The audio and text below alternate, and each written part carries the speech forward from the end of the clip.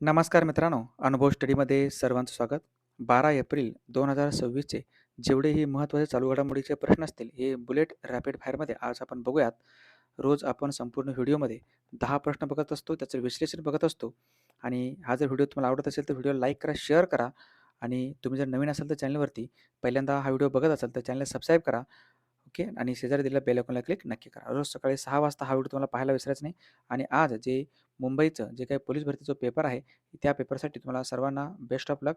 आणि नक्कीच तुम्हाला आजचा पेपर सोपा जाईल, कारण तुम्ही कंटिन्यूपणे निरंतरपणे जर अभ्यास केला असेल, तर आजचा पेपर हा तुमच्या मर्जीतला राहणार आहे. ओके. चला बघूयात आपण. खूप खूप तुम्हाला लाख लाख शुभेच्छा पेपरसाठी. आणि नक्कीच पेपर झाल्यानंतर आपण दुपारी लाईव्हच्या लेक्चरमध्ये भेटणारच आहोत. चला, मागच्या लेक्चरमध्ये जो शेवटचा प्रश्न विचारला होता, त्याचा अगोदर आपण एक उत्तर जाणून घेऊयात आपण. प्रश्न असा होता, नुकतेच कोणत्या ठिकाणी भारताने आपली तिसरी अणुशक्तीवर चालणारी बॅलिस्टिक क्षेपणास्त्र पाणबुडी, ज्याला INS अरिदमन म्हणतो आपण, ह्या INS अरिदमनला सेवेमध्ये दाखल करून घेतलेलं आहे? कोणत्या ठिकाणी? तर हे ठिकाण आहे विशाखापट्टणम, जे की आंध्र प्रदेशमध्ये येतं. लक्षात ठेवा, विशाखापट्टणम IMP आहे. INS अरिदमन ही तिसरी आपली बॅलिस्टिक क्षेपणास्त्र पाणबुडी आहे. ओके, लक्षात ठेवा. आणि जो जानेवारी, फेब्रुवारी आणि मार्च या 3 महिन्याचे जे काही आपण ई-बुक लॉन्च केलं होतं आपण, हे ई-बुक तुम्हाला फक्त आणि फक्त ₹20 PDF साधारणतः भेटत आहे. हे PDF तुम्ही घेण्यासाठी या दिलेल्या QR कोडवरती स्कॅन करून तुम्ही पैसे पाठवून ह्या दिलेल्या नंबरवरती WhatsAppला त्याचे स्क्रीनशॉट आणि खाली ई-बुक असं लिहायचं आहे. हे तुम्हाला पुस्तक भेटून जाईल. त्याची प्रिंट देखील काढून तुम्ही वाचू शकता. साधारणतः 130 पाने ह्याच्यामध्ये मागील 3 महिन्याचे वन लाईनर स्वरूपामध्ये हे संपूर्ण कव्हर केलं आहे. चला, पहिला प्रश्न जो तुमच्या समोर आहे, युद्धाचा अंत करण्याचे आश्वासन देणाऱ्या इराण आणि अमेरिका यांच्यातील ऐतिहासिक वाटाघाटींचे आयोजन कोणत्या ठिकाणी करण्यात आलेलं आहे? आता हे युद्ध थांबेल असं वाटत आहे, परंतु वाटाघाटीमध्ये चर्चेला ओके 2 दिवस याची चर्चा होणार आहे. इस्लामाबाद या ठिकाणी पर्याय क्रमांक 1. इस्लामाबाद जी राजधानी आहे पाकिस्तानची. ओके, त्यांनी इराण देखील नाही आणि अमेरिका देखील नाही. तर पाकिस्तानमधील इस्लामाबाद या ठिकाणी एका हॉटेलमध्ये त्यांनी हे जे काही चर्चा आहे, ती चर्चा आयोजित करण्यात आलेलं आहे. अमेरिकेचे जे उपराष्ट्र देश आहेत, ते देखील ह्या चर्चेला उपस्थित राहतील. इराण देशाचे जे काही प्रतिनिधी आहेत, ते देखील या ठिकाणी उपस्थित राहतील. चर्चा 2 दिवस रंगेल आणि अंतिम निर्णय होऊन जाईल. त्याला इस्लामाबाद करार असंही म्हटलं जातं, लक्षात ठेवा. क्वेश्चन जर असं तुम्हाला विचारते भविष्यामध्ये, की या करारानुसार जर युद्ध थांबलं, तर इस्लामाबाद कराराचा संबंध कोणत्या युद्धाशी विचारतील, तर ते आहे इराण आणि अमेरिका. ओके. इस्राईल ह्या लक्षात ठेवा, खूप महत्त्वाचे पॉईंट. इस्रायल आणि इस्राईल इस्राईल या करारामध्ये या ठिकाणी किंवा या बैठकीमध्ये भाग घेणार नाही.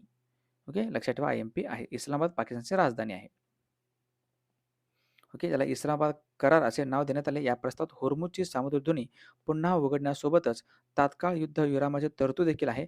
हा दुहेरी विराम योजनेचा पहिला टप्पा आहे. झपाट्याने वाढलेल्या युद्धात विरामाला प्राधान्य देण्याची प्रवृत्ती समजण्यासारखी आहे. युद्धविरामामुळे दिलासा मिळतो, तणाव कमी होतो वगैरे सगळी माहिती तुम्ही वाचून घेऊ शकता. ओके, लक्षात ठेवा. आणि जो अमेरिका आहे, या अमेरिकेनं इराणवरती हल्ला करून किंवा ऑपरेशन राबवून इराणचा जो सर्वोच्च नेता होता, त्याला मारलं होतं. ओके, खमेनी म्हणतो आपण, त्याला मारलं होतं. त्यावेळेस त्यांनी एक ऑपरेशन राबवलं होतं. अमेरिकेनं इराणवरती कोणतं ऑपरेशन राबवलं असेल, तर ते आहे operation epic fury. Operation epic fury, लक्षात ठेवा. आणि होर्मुझच्या सामुद्रधुनीमध्ये जे काही अडकलेले जहाजं वगैरे आहेत, त्या जहाजांना वापरता येण्यासाठी किंवा इराणमध्ये भारताने 2 ऑपरेशन राबवलेत. एक आहे ऑपरेशन सिंधू नावाचं इराणमध्ये, आणि होर्मुझच्या सामुद्रधुनीमध्ये अडकलेले जे जहाज आहेत, त्यांना वापस आणण्यासाठी भारताचं ऑपरेशन आहे ऑपरेशन ऊर्जा सुरक्षा. ऑपरेशन ऊर्जा सुरक्षा विसरू नका. चला, दुसरा प्रश्न महत्त्वाचा. नुकतेच भारतीय लष्कराच्या त्रिशक्ती कॉर्प्सने सुरू केलेल्या कोणत्या ऑपरेशन अंतर्गत उत्तर सिक्कीममधील लाचेन आणि चुंगथांग या दरम्यान भूस्खलनामुळे अडकलेल्या सर्व पर्यटकांना यशस्वीरित्या बाहेर काढण्याचे काम पूर्ण केलेलं आहे? एक ऑपरेशन राबवलं होतं. ओके, भारतीय इंडियन आर्मीनं कुठं, तर उत्तर सिक्कीममध्ये. ओके, सिक्कीममध्ये जे काही लँड स्लायडिंग झालं होतं, भूस्खलन झालं होतं, त्याच्यामधील जे अडकलेले भारतीय नागरिक आहेत किंवा जे बाहेरचे पर्यटक आहेत, त्यांना वापस आणण्यासाठी हे सिक्कीममध्ये राबवलेलं ऑपरेशन आता पूर्ण झालेलं आहे. आणि ऑपरेशनचं नाव होतं ऑपरेशन हिमसेतू, पर्याय क्रमांक 2. ऑपरेशन हिमसेतू, लक्षात ठेवा. सिक्कीमची राजधानी आता गंगटोक. गंगटोक आणि ओमप्रकाश माथुर हे सिक्कीमचे राज्यपाल आहेत आणि प्रेमसिंग तमांग किंवा पी.एस. गोले असंही म्हणतो आपण यांना. गोले किंवा प्रेमसिंग तमांग हे सिक्कीमचे सध्याचे घडीला मुख्यमंत्री आहेत. मग काही जे चर्चेमध्ये होते ऑपरेशन त्यांच्यावरती एक नजर टाकूयात आपण. अफगाणिस्तानमध्ये तालिबान विरोधात पाकिस्तानने राबवलेल्या ऑपरेशनचे नाव आहे ऑपरेशन गजब लिल हक. सोशल मीडिया प्लॅटफॉर्मवर बंदुका आणि इतर शस्त्रे घेऊन स्वतःचे फोटो शेअर करणाऱ्यांवर कारवाई करण्यासाठी दिल्ली सरकारचे ऑपरेशन आहे ऑपरेशन शास्त्र. गँगस्टरच्या विरोधात पंजाब राज्याचे ऑपरेशन आहे ऑपरेशन प्रहार. इराणमधील सर्वोच्च नेते अयातुल्ला अली खमेनी यांना ठार करण्यासाठी 28 फेब्रुवारी रोजी अमेरिकन राबवलेले ऑपरेशन आहे एपिक फ्युरी. गुंडाचा खात्मा करण्यासाठी उत्तर प्रदेशने राबवलेलं ऑपरेशन आहे ऑपरेशन लंगडा व ऑपरेशन खल्लास. पंजाबमधील पुरात अडकलेल्या लोकांना वाचवण्यासाठी भारतीय सैन्याने ऑपरेशन राबवले आहे ऑपरेशन राहत. ऑपरेशन राहत लक्षात ठेवा. घ्या तिसरा प्रश्न महत्त्वाचा. 14 ते 20 एप्रिल 2026 दरम्यान कोणत्या राज्यात बोहाग बिहू महोत्सव साजरा करण्यात आला आहे? क्वेश्चन विचारतील डायरेक्टपणे तुम्हाला की बिहू हा महोत्सव कोणत्या राज्यात साजरा केला जातो किंवा बिहूमध्ये पण भरपूर प्रकार आहेत. एक आहे बोहाग बिहू, दुसरा आहे रोंगाली बिहू. रोंगाली बिहू हे बिहूचे प्रकार आहेत. मात्र बिहू लक्षात ठेवा कोणत्या राज्यामध्ये असेल तर ते आहे आसाम. पर्याय क्रमांक 3. आसाम राज्याची राजधानी काय असेल?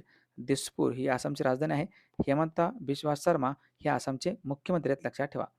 ओके IMP आसाम राज्य. आणि आसामची दुःखाश्रू म्हणतो आपण ब्रह्मपुत्रा नदीला. ब्रह्मपुत्रा नदीला. आसाम राज्यामध्ये एक मंदिर आहे खूप प्रसिद्ध मंदिर आहे आसाममध्ये त्याचं नाव आहे कामाख्या मंदिर. कामाख्या मंदिर लक्षात ठेवा. हे मंदिर कुठं आहे तुम्हाला विचारतील.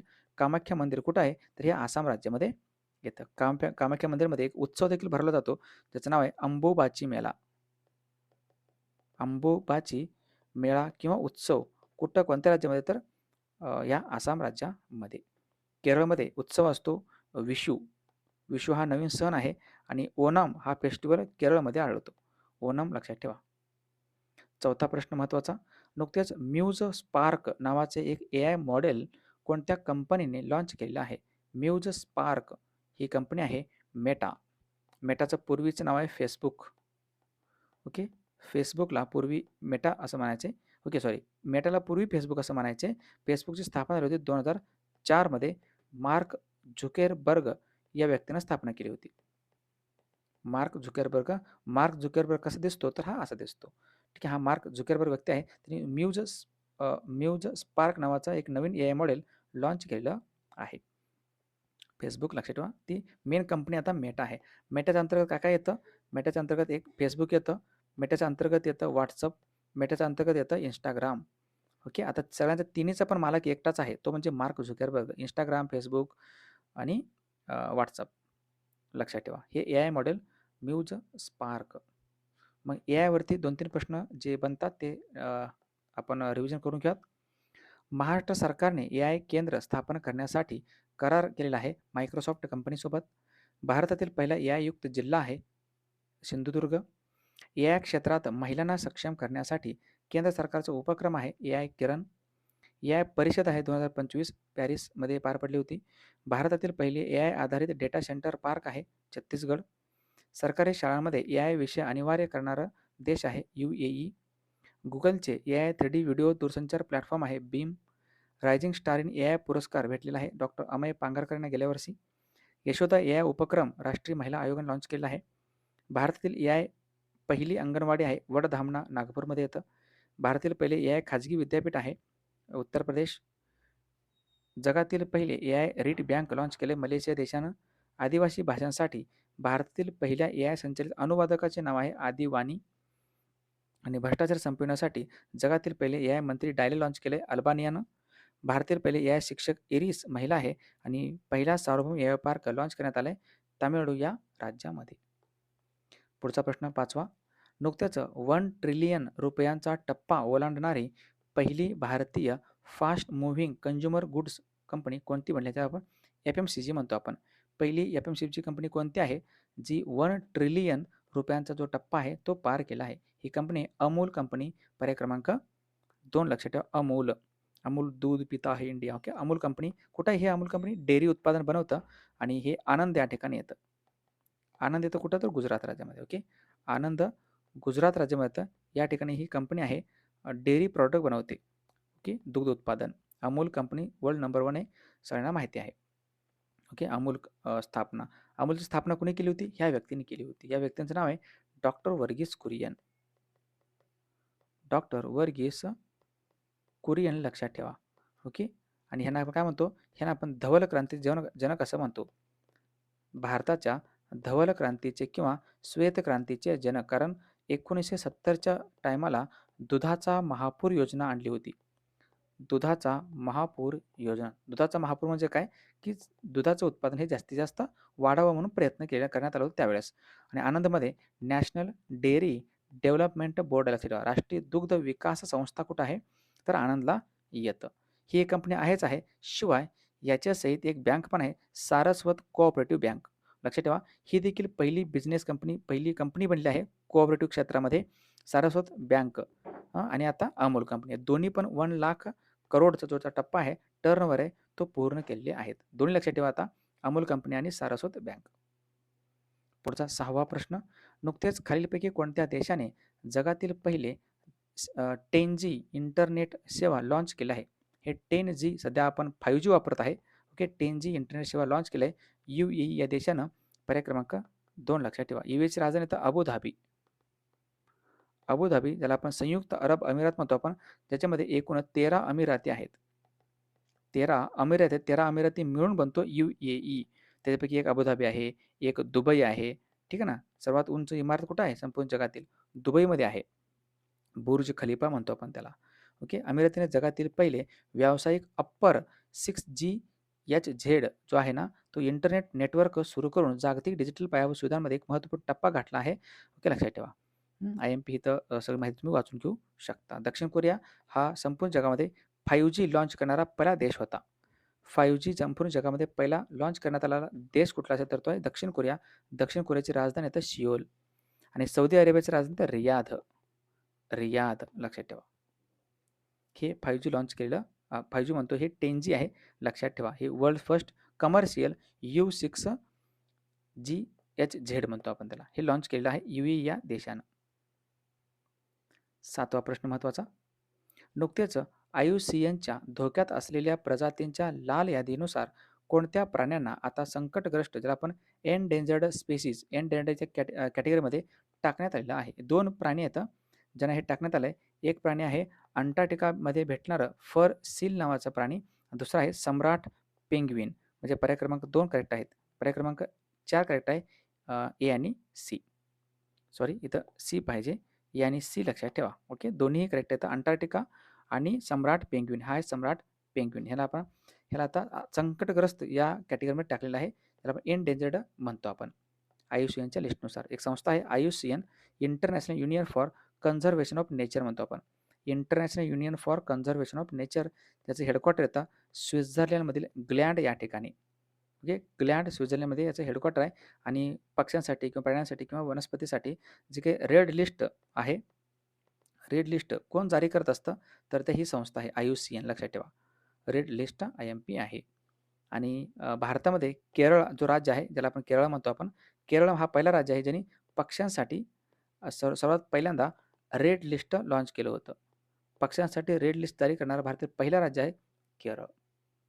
इथं वाचून घेऊ शकता. ग्लँड स्वित्झर्लंडमध्ये IUCNच्या धोक्यात असलेल्या प्रजातींच्या लाल यादीनुसार सम्राट पेंग्विन आणि अंटार्क्टिका फर सील हे दोन्ही आता संकटग्रस्त आहेत.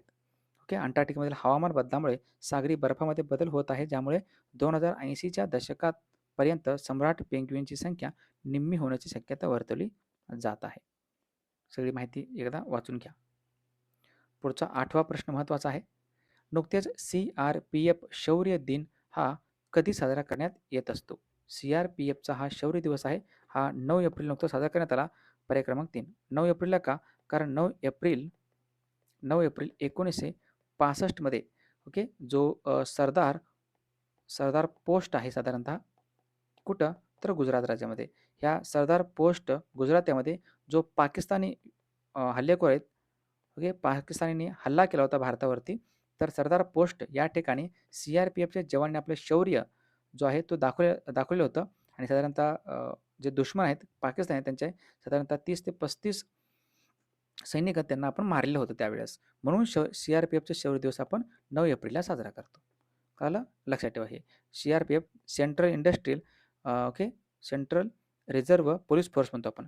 CRPF central reserve police force याचं ब्रीद वाक्य आहे सेवा व निष्ठा. सेवा व निष्ठा लक्षात ठेवा. आणि CRPFचे सध्या महासंचालक किंवा प्रमुख कोण असतील? त्यांचं नाव आहे ज्ञानेंद्र प्रताप सिंग. ज्ञानेंद्र प्रताप सिंग. लक्षात ठेवा हे केंद्रीय गृह मंत्रालयाच्या अंतर्गत काम करते. CRPFचा ॲक्ट कधीचा आहे? 1949. लक्षात ठेवा हे महत्त्वाचं आहे. CRPFचा कायदा आहे 1949. 1949. पुढचा 9वा प्रश्न महत्त्वाचा. नुकतेच 9 बळी घेत पुरुष असू द्या किंवा महिलांचे असू द्या T20 आंतरराष्ट्रीय सामन्यामधील आतापर्यंतची सर्वोत्तम आकडेवारी नोंदवणारी लॉरा कार्डेसो ही खेळाडू कोणत्या देशाची आहे? म्हणजे बघा एकाच मॅचमध्ये म्हणतो मी, एकाच मॅचमध्ये 9 विकेट यांच्या नावाने आहेत. म्हणजे यांनी एकट्याच 9 विकेट घेतलेत. कसोटीमध्ये सोडून द्या, T20मध्ये. असं कारामाने केलं तर त्यांचं नाव हे कोणत्या देशात असतील हे आता ब्राझीलचे. पर्याय क्रमांक 1. ब्राझील या देशात ह्यांनी लेसोथो नावाचा देश आहे. लेसोथो. बोट्स्वानामध्ये ही मॅच पार पडली आणि लेसोथो विरुद्ध त्यांनी असं केलेलं आहे. ओके. ह्यांच्या पहिल्याच ओव्हरमध्ये हॅट्रिक घेतली. दुसऱ्या ओव्हरमध्ये पण 4 विकेट घेतल्या, पण परत हॅट्रिक घेतली. ओके. लक्षात 9 बळी घेणारे हे पहिले खेळाडू बनले तर लॉरा कार्डेसो. लॉरा कार्डेसो. मग जे काही क्रीडा स्पर्धा आहे त्यांच्यावरती एक नजर टाकूयात आपण. 68वा महाराष्ट्र केसरी जो स्पर्धा आहे त्याचे विजेता होता हर्षवर्धन सदगीर नाशिकचा आणि उपविजेता आहे महेंद्र गायकवाड. 4थी महिला महाराष्ट्र केसरी 2026ची विजेते आहे अमृता पुजारी कोल्हापूर आणि उपविजेते आहे वेदिका सासने कोल्हापूर. चायनीज ग्रांप्री 2026चा विजेता आहे किमी अँटोनेली. वर्ल्ड बॉक्सिंग फ्युचर्स कप 2026मध्ये भारताचे एकूण पदके आहेत 5. फेब्रुवारी महिन्यासाठी ICC महिला प्लेअर ऑफ द मंथ आहेत Arundhati Reddy. Indian open 2026 squash महिला एकेरीचे विजेते अनाहत सिंग. राष्ट्रकुल युवा क्रीडा स्पर्धा 2027चे आयोजन माल्टा या ठिकाणी करण्यात आले. नॅशनल पॅरा ॲथलेटिक्स चॅम्पियनशिप 2026चे आयोजन ओडिसामध्ये. जागतिक इंडोर ॲथलेटिक्स चॅम्पियनशिपचे 2028चे आयोजन भुवनेश्वरमध्ये. चला 10वा प्रश्न अत्यंत महत्त्वाचा. दरवर्षी महात्मा फुले यांची जयंती कधी साजरी करण्यात आली? महात्मा फुलेंची जयंती दरवर्षी साजरी करण्यात येत असते 11 एप्रिलला. पर्याय क्रमांक 1. 11 एप्रिल 1827चा जन्म आहे धनकवडी या ठिकाणी. धनकवडी कुठे येतं तर पुण्यामध्ये. महात्मा ज्योतिबा फुले, ज्योतिराव गोविंदराव फुले असं यांचं पूर्ण नाव लक्षात ठेवा. 1827चा जन्म आहे आणि 1840मध्ये यांचा विवाह आहे. ओके. यांचा विवाह झालेला आहे सावित्रीबाई फुले यांच्याशी. 3 जानेवारी 1831चा जन्म आहे सावित्रीबाई फुले यांचं. सावित्रीबाई फुले लक्षात ठेवा. ओके. आणि भरपूर महात्मा ज्योतिबा फुले यांचा जो काय हा दिवस असतो 11 एप्रिलचा दिवस आपण शिक्षण हक्क दिन म्हणून साजरा करत असतो आपल्या महाराष्ट्रामध्ये. शिक्षण हक्क दिन महाराष्ट्रामध्ये आपण साजरा करत असतो. कारण शिक्षणामध्ये 1848मध्ये पहिली मुलींची शाळा कुणी काढली असेल तर ते यांनी सुरू केलं होतं भिडे यांच्या वाड्यामध्ये. भिडेवाडा पुण्यामध्ये येतं. पहिली मुलींची शाळा 1848मध्ये काढलेलं आहे. भरपूर काम केलेत समाजसुधारकामध्ये आपल्या यांच्याविषयी अधिक माहिती आपण बघतच आहोत. ओके. चला हे होते तुमचे अत्यंत महत्त्वाचे प्रश्न, महत्त्वाचे GK. कालच्या किंवा मागच्या प्रश्नांवरती एक नजर टाकूयात जेणेकरून तुमचं रिव्हिजन छान पद्धतीनं होऊन जाईल.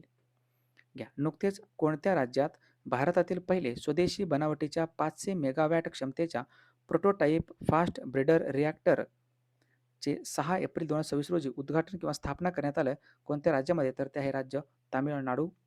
नुकतेच कोणत्या ठिकाणी भारतातील पहिल्या AI चालित पॉड टॅक्सीची पायाभरणी करण्यात आली? मुंबईमध्ये. नुकतेच चर्चेत असलेल्या धुरंधर या चित्रपटाचे दिग्दर्शक आहेत आदित्य धर. अ रोड वेल ट्रॅव्हल्ड हे आत्मचरित्र आहे RK राघवन यांचं. एप्रिल 2026मध्ये आर्थिक व्यवहारविषयक मंत्रिमंडळ समितीने मंजुरी दिलेले कमला जलविद्युत प्रकल्प कोणत्या राज्यात आहे? तर हा राज्य आहे अरुणाचल प्रदेश. नुकतेच पार पडलेल्या 69व्या अखिल भारतीय पोलीस कर्तव्य मेळाव्यात आयोजित करण्यात आलेल्या पोलीस फोटोग्राफी या स्पर्धेत महाराष्ट्र पोलीस दलाला कोणते पदक मिळालं असेल तर ते आहे द्वितीय. नुकतेच कोणत्या राज्यात 2300 वर्ष जुना शिलालेख सापडलेला आहे? तर हा राज्य आहे तामिळनाडू.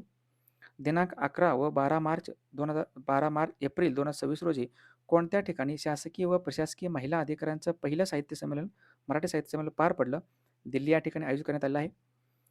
त्यानंतर राज्य सरकारने किती प्रदूषित नद्यांच्या शुद्धीकरणासाठी महाराष्ट्र राज्य नदी पुनरुज्जीवन प्राधिकरण स्थापना करण्याचा निर्णय घेतला असून त्यामध्ये नुकत्याच उल्हास नदीचा समावेश करण्यात आला आहे. तर हे एकूण नद्या आहेत 54 आणि नुकत्याच मिसेस इंटरनॅशनल वर्ल्ड क्लासिक 2026चा मुकुट जिंकणाऱ्या पहिल्या भारतीय महिला आहेत ओम प्रकाश गीतांजली किंवा गीतांजली ओम प्रकाश.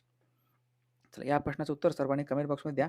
नुकत्याच खालीलपैकी कोणत्या देशातील अन्नटंचाईमुळे भारताने 1000 मेट्रिक टन तांदूळ मदत दिलेली आहे? कोणत्या देशाला आपण सहकार्य केलेलं आहे?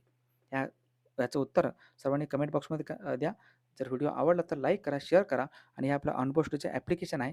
या QR कोडवरती स्कॅन करून तुम्ही ॲप्लिकेशन डाउनलोड करून या ठिकाणी तुम्हाला स्पेशल GKची बॅच आहे आपली, घेऊ शकता. त्यानंतर हा आपला ओके टेलिग्राम चॅनल आहे. यालाही तुम्ही नक्कीच जॉइन करू शकता. या ठिकाणी तुम्हाला PDF वगैरे मी देत असतो. Instagramची आयडी आपली या ठिकाणी स्कॅन करून Instagramला ते देखील नक्कीच फॉलो करा.